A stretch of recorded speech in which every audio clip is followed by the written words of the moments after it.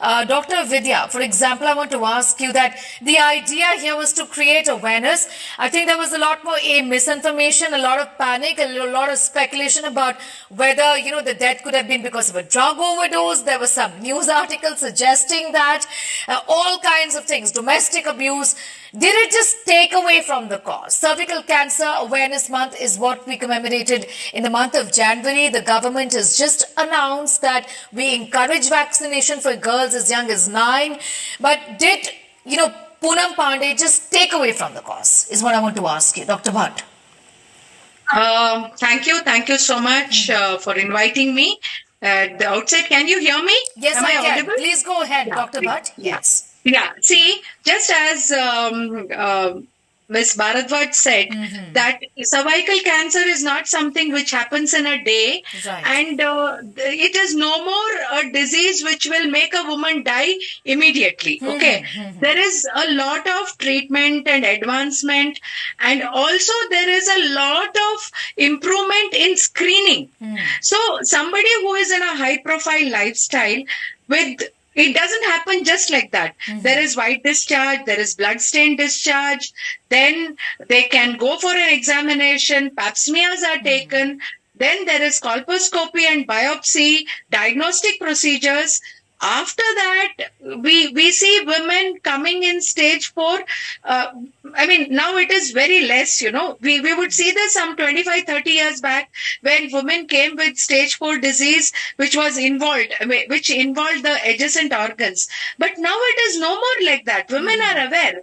Women know that there is some kind of abnormal discharge. They come to the doctor, they show. And there are so many modalities of treatment which can prevent cervical cancer. And who's been with you for some cancer, it is a terrible thing. But let me highlight that cervical cancer, when identified or when diagnosed early, has 100% survival rate. Absolutely. Especially I'm talking about stage 1. And surgical treatment, we have had so many patients who have undergone surgical treatment at stage 1 and stage 2, and they are doing exceptionally well when they come for follow-up.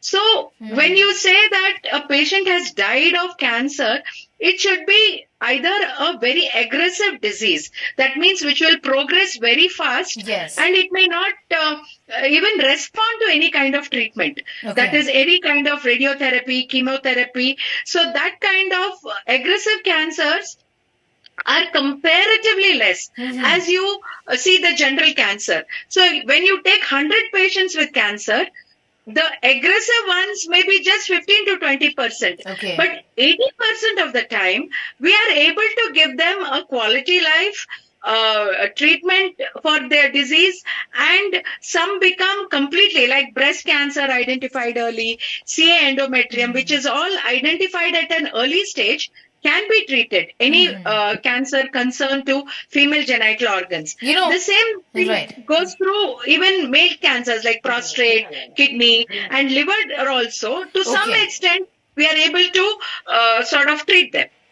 Human papillomavirus is so important. Dr. Bhat. Now it has been 100% proved that cervical cancer is because of HPV.